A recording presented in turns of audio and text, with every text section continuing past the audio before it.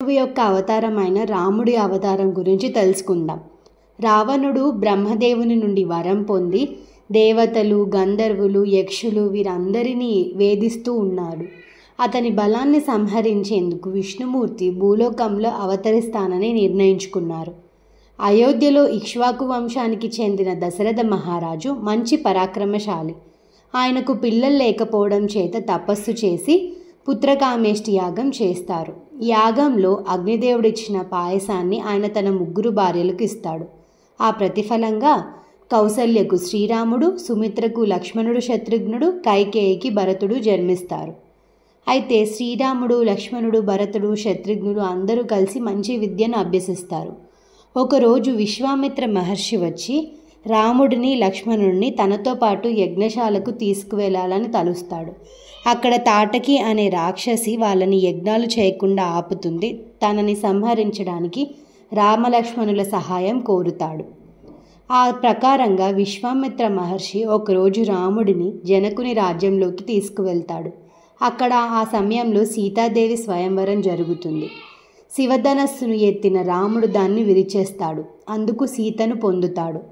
అయితే రాముడి రాజ్యాభిషేకం జరగబోతుండగా కైకేయి తన కుమారుడు భరతుని రాజుగా చేయాలని, రాముణ్ణి 14 ఏళ్ళు అడవిలోకి పంపించాలని దశరథు నుండి వరాలు తీసుకుంటుంది. అందుచేత రాముడు, సీత, లక్ష్మణులు కలిసి వనవాసానికి వెళ్తాడు. అరణ్యంలో ఒకరోజు శూర్పణఖ అనే రాక్షసి రామునిపై మోహపడి తిరస్కరణకు గురై లక్ష్మణునిచే ముక్కు కోల్పోతుంది. ఆమె పోయి రావణుని ఎదుట రాముడి గురించి చెప్తుంది అండ్ సీత గురించి కూడా చెప్తుంది. దాంతో రావణుడు మారీచుడి సహాయంతో మాయామృగ రూపంలో వచ్చి సీతను అపహరిస్తాడు. ఆ తరువాత సీతను వెతుకుతూ రాముడు, లక్ష్మణుడు సుగ్రీవుడితో స్నేహం చేస్తారు. హనుమంతుడు రాముని భక్తుడుగా మారుతాడు. ఆయన లంకకు వెళ్ళి సీతమ్మకు రాముని ఉంగరం ఇస్తాడు. రావణ సేనను కొంతమందిని సంహరించి లంకకు అగ్ని పెట్టి తిరిగి వస్తాడు. రాముడు వానరసేనతో కలిసి సముద్రాన్ని దాటి లంకకు చేరుకుంటాడు. ఘోరమైన యుద్ధం జరుగుతుంది. అంగదుడు, సుగ్రీవుడు, జాంబవంతుడు, హనుమంతుడు, లక్ష్మణుడు వీరోచితంగా పోరాడతారు. చివరికి రాముడు బ్రహ్మాస్త్రంతో రావణుని సంహరిస్తాడు. అలా రావణ సంహారాంతరం సీతమ్మ తన పవిత్రతను అగ్ని పరిశోధన ద్వారా నిరూపిస్తుంది. తర్వాత అందరూ అయోధ్యకు తిరిగి వస్తారు. రాముని పట్టాభిషేకం జరుగుతుంది. రామరాజ్యం ప్రారంభమవుతుంది. కాలాంతరంలో ప్రజల్లో కొందరు సీతమ్మ రావణుడి ఇంట్లో ఉన్నదంటే నిందలు వేసి పరిస్థితి ఏర్పడింది.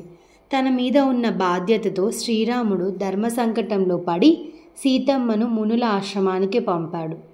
అక్కడ వాల్మీకి మహర్షి ఆశ్రయంలో సీతమ్మలకు లవకుశలు జన్మించారు. అలా సీతమ్మ రావణ సంహారం తర్వాత తిరిగి రాముడితో కలిసిన ధర్మానుసారం జీవితం చాలా బాధాకరమైన మార్గంలో సాగింది. అయితే లవుడు మరియు కుశుడుకు స్వయంగా వాల్మీకి మహర్షి చదువు చెప్పాడు. ఆయన ధర్మం, అస్త్రశాస్త్రం, సంగీతం, సాహిత్యం, న్యాయం వంటి విద్యలు అన్నీ బోధించాడు. వాల్మీకి మహర్షి రచించిన రామాయణాన్ని లవకుశలు పాఠాలు చేయించారు. వారు చిన్న వయసులోనే శ్లోకాలతో సంగీతంగా పాడగలిగే స్థాయికి చేరుకున్నారు. ఈలోగా అయోధ్యలో శ్రీరాముడు అశ్వమేధ యాగాన్ని నిర్వహించాడు. ఈ యాగానికి భాగంగా ఒక అశ్వంను దేశమంతటా విహరింపజేస్తారు. ఈ గుర్రాన్ని ఎవరైనా అడ్డుకుంటే వారితో యుద్ధం చేసి వారికి అధికారం నిరూపించాలి. ఈ గుర్రం వాల్మీకి ఆశ్రమం ప్రాంతానికి వచ్చింది. లవకుశలు దాన్ని అడ్డుకుంటారు. ఈ సంగతి శ్రీరాముని వరకు వెళ్ళి ఆయనే స్వయంగా వచ్చాడు. కానీ యుద్ధం జరగకముందే వాల్మీకి మహర్షి వచ్చి వారిద్దరూ తన కుమారులని రాముని సంతానమని తెలియజేస్తాడు. శ్రీరాముడు ఎంతో ఆశ్చర్యపడ్డాడు. సీతాదేవి తన పిల్లలు ఇక్కడ ఇలా ఉన్నారని తెలుసుకొని ఆనందించడంతో పాటు బాధ కూడా పడతాడు. ఎందుకంటే తాను వారిని విడిచిపెట్టాల్సి వచ్చింది కాబట్టి. అయితే రాముడు సీతను తిరిగి స్వీకరించాలని కోరాడు. కానీ సీతాదేవి ఇలా అంటుంది, నా పవిత్రతపై ఇంకా ఎవరికైనా సందేహం ఉంటే భూమాతే నాకు ఆశ్రయం ఇవ్వాలి అని అందరి ముందు భూమాత తల్లిని ప్రార్థించి సీతాదేవిని తనలోకి తీసుకుంది. ఇది అత్యంత హృదయ విదారకమైన ఘట్టం.